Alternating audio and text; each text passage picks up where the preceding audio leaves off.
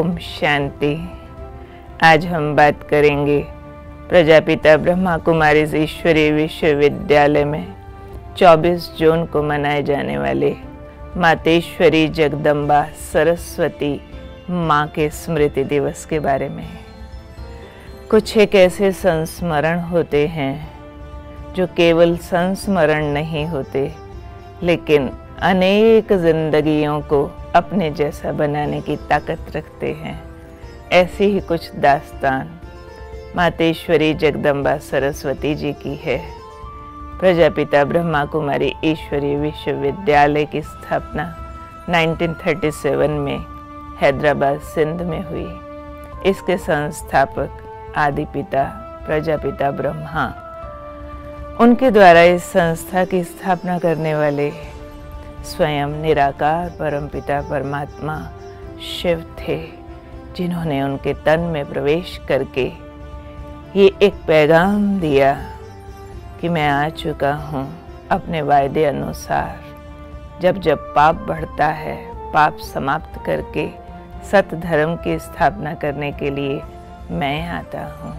तो परमात्मा ने प्रजापिता ब्रह्मा के तन में प्रवेश करके नए विश्व की स्थापना के लिए एक कारवां शुरू किया, छोटे सत्संग के रूप में, जिसमें सबसे पहले प्रजापिता ब्रह्मा स्वयं समर्पित हुए और उस सत्संग को सुनने के लिए अनेकों माताएं, बहनें, भाई हजारों की संख्या में आने लगे। और वो सुंदर सा सत्संग जब अपनी दिशा पकड़ने लगा तो धीरे धीरे एक प्रतिभा उभर करके सामने आई, जिसको सब उस समय पर ओम राधे के नाम से जानते थे।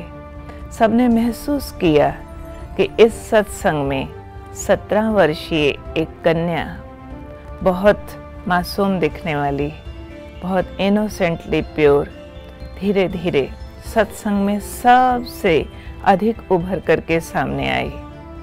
बेशक ईश्वरीय महावाक्य आकाशवाणी प्रजापिता ब्रह्मा के मुख द्वारा उच्चारित होती थी, लेकिन सत्संग प्रारंभ होने से पहले ओम राधे बहुत मधुर कंठ से ओम की सुरीली ध्वनि किया करती थी। उस ओम ध्वनि को सुन करके वहाँ आने वाले 400-500 भाई बहनें सभी मंत्र मुग्ध होकर के गहरी एकाग्रता में जाकर ईश्वरीय अनुभव करने लगते थे। उन्हें परम सुख का अनुभव होता था। बहुत भाई बहनें साक्षात्कार करने लगते थे। धीरे धीरे सब उस 17 वर्षीय कन्या को साधारण न देखते हुए उनमें माँ के दर्शन करने लगे, और अनायास ही कईयों के मुख से उनको देखते ही निकलने लगा माँ, ओ माँ। तो उनके लिए मम्मा नाम सबने उच्चारित कर दिया। और कुछ ही समय बाद स्वयं निराकार परमेश्वर परमात्मा शिव ने प्रजापिता ब्रह्मा को एक आदेश दिया कि ये जो तुम्हारी चल अचल संपत्ति है, आने वाली माताओं बहनों का एक ट्रस्ट बनाकर उनके नाम समर्पित कर दो। और हैरानी की बात ये थी कि उस सत्संग में से जो 8 माताओं बहनों के नाम चुने गए, उसमें लीडिंग नाम ओम राधे का था, जिनको परमात्मा ने स्वयं अपने मुखारविंद से नाम दिया कि ये मातेश्वरी जगदम्बा सरस्वती है, ज्ञान की देवी है। इसकी ज्ञान की लोरी लाखों आत्माओं को पतित से पावन बना करके विश्व कल्याण का और विश्व परिवर्तन का कारण बनाएगी। और ये भविष्यवाणी सार्थक सिद्ध हुई। आने वाले समय में मातेश्वरी जगदम्बा सरस्वती उन हजारों भाई बहनों की एक कुशल प्रशासिका सिद्ध हुई। न सिर्फ वो कुशल प्रशासिका निकली, लेकिन ज्ञान की गहराइयों में उतारने वाली और माँ बन करके सबको असीम प्यार, केयर और उनकी प्रोग्रेस का कारण बनने लगी। उनके सानिध्य में आने वाले को महसूस होता था कि उनके पास आते ही उनके पाप मिटने लगते हैं। उनके संकल्प शुद्ध होने लगते हैं, उनके हृदय में प्रभु प्यार की गहराइयाँ उतरने लगती हैं। ऐसी उनकी समीपता थी। तो आइए हम जान लेते हैं कि एक सुकोमल से दिखने वाली कन्या कैसे माँ बन गई। शारीरिक रूप से उन्होंने किसी बच्चे को जन्म नहीं दिया, फिर भी एक 80-90 साल का बुजुर्ग भी उनके सामने आकर कैसे उनको माँ बुलाता था। उनकी नंबर 1 विशेषता थी कि उन्होंने उस साकार साधारण मानवी तन ब्रह्मा बाबा में प्रवेश हुई उस निराकार शक्ति को अचूक दृष्टि से पहचान लिया, और उसके बाद वो एक क्षण भी कभी भूली नहीं होंगी कि इस मानवी तन में निराकार शक्ति का प्रवेश है।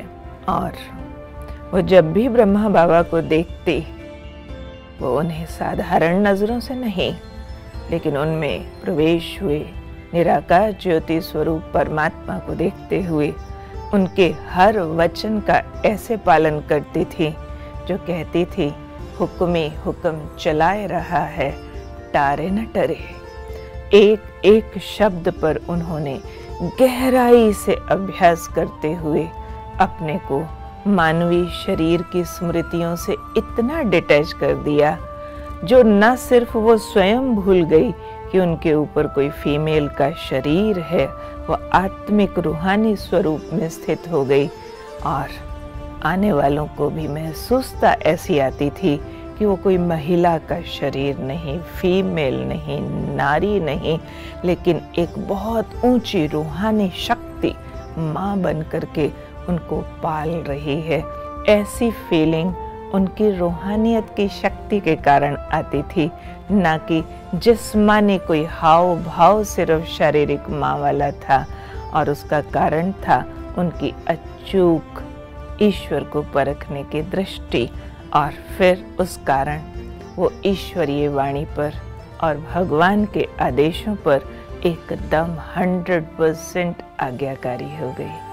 और इसके लिए ब्रह्मा बाबा, शिव बाबा ने उनकी अनेकों परीक्षाएं ली, और वो कभी एक सेकंड भी इस आज्ञाकारी के सब्जेक्ट से चूकी नहीं।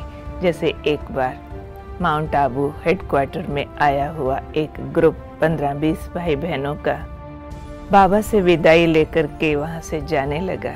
वो जा रहे थे और उनको जाता देखते हुए भी ब्रह्मा बाबा ने जगदम्बा सरस्वती, जिन्हें वो प्यार से बच्ची भी कहते थे, उन्होंने कहा, जाओ बच्ची, इनके लिए हलवा बनाओ। और मम्मा बड़े प्यार से किचन की तरफ हलवा बनाने के लिए चली गई। और मम्मा किचन में गई और वो ग्रुप बाबा से विदाई लेकर चला गया।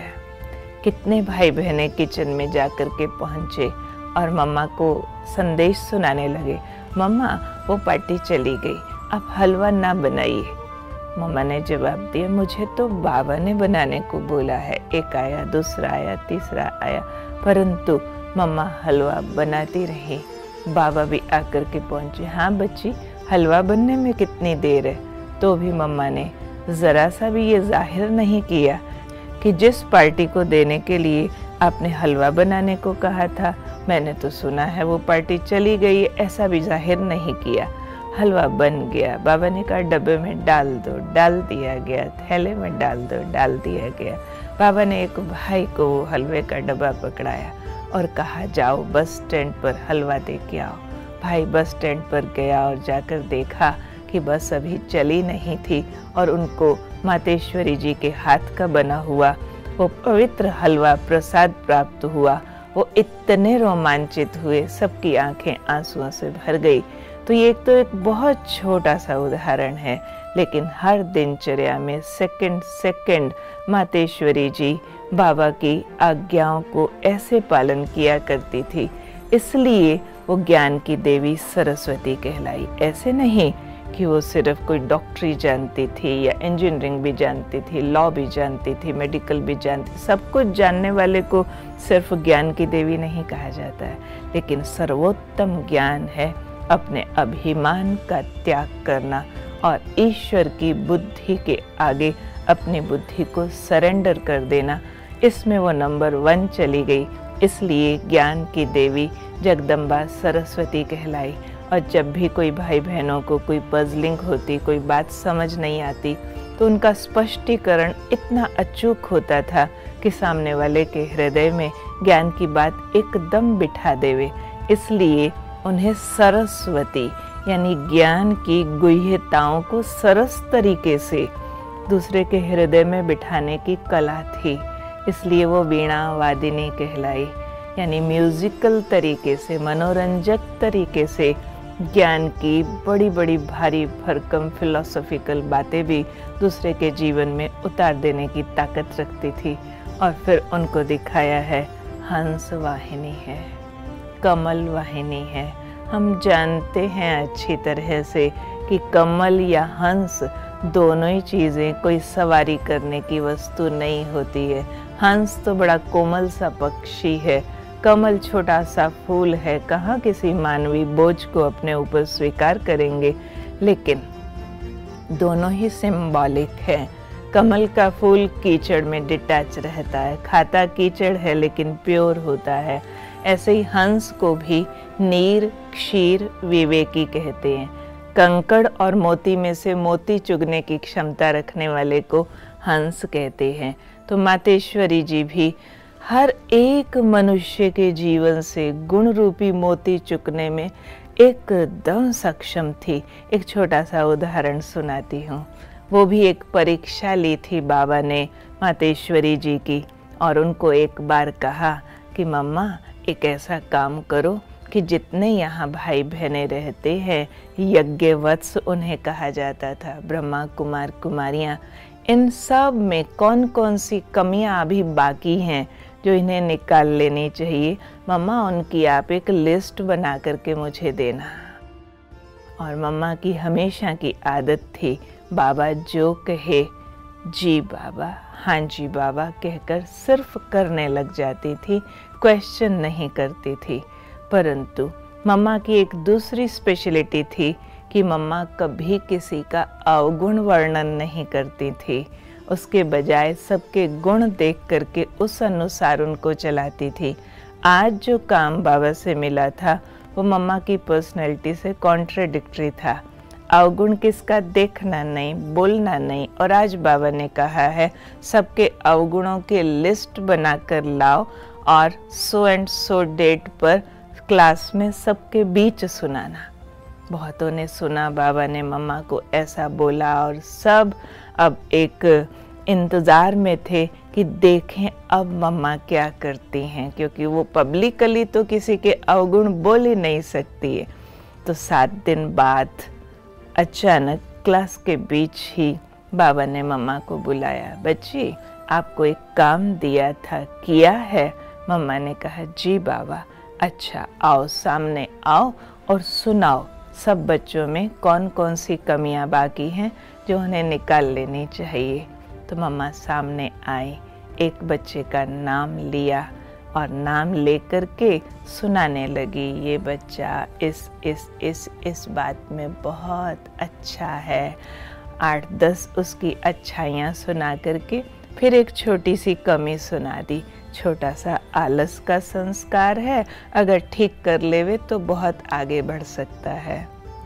वंडरफुल तरीके से मम्मा ने बाबा की बात भी मान ली, उसका अवगुण भी सुना दिया, पर इतने सुंदर तरीके से सुनाया, उसके इतने सारे गुण पहले सुना दिए जो सुनने वाले का दिल करे कि जैसे ही मम्मा कह रही हैं बस ये वाली कमी बाकी है, इतनी अच्छाइयाँ सुनने के बाद तो कोई भी उसको निकालने के लिए तुरंत तैयार हो जाएगा।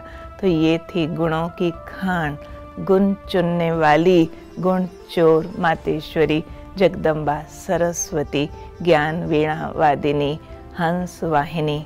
नहीं तो आप विचार करिए, जो देवियों के चित्र दिखाए हैं, इतनी भुजाएं हैं और विचित्र सी सवारियां हैं, वो प्रैक्टिकली उन्होंने कभी कुछ तो किया होगा जो इतना उनका ऊंचा यादगार बना है। नहीं तो सोच कर देखिए, कहीं शेर सवारी है, कहीं पर गाय की सवारी है और कहीं पर इस तरह की कमल और हंस जैसी विचित्र सवारियां हैं, तो इनका व्यवहारिक जीवन क्या रहा होगा।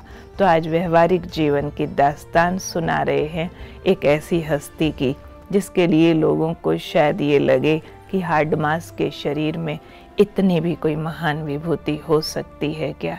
सामने आने वाले नौजवान पुरुष भी, अगर मातेश्वरी जी उस समय 25 वर्ष की हैं और सामने उनके कोई 40 वर्ष वाला, कोई 18 वर्ष वाला भी सामने आता है, तो आकर के उन्हें फिजिकल फीलिंग नहीं आती, वो माँ कहते हैं। और मातेश्वरी जी अगर अपने पवित्र हाथों से उनको कहीं छू देती हैं तो उनको ऐसा लगता है कि मैं एक छोटा सा मासूम बच्चा अपनी माँ की गोदी में खेल रहा हूँ। उनके स्पर्श में इतनी ताकत थी, कैसा भी पातक, चातक, घातक, पापी दृष्टि वाला भी उनके सामने आया चरणों में गिर जाता था और माँ माँ कह करके आंसू बहाने लगता था।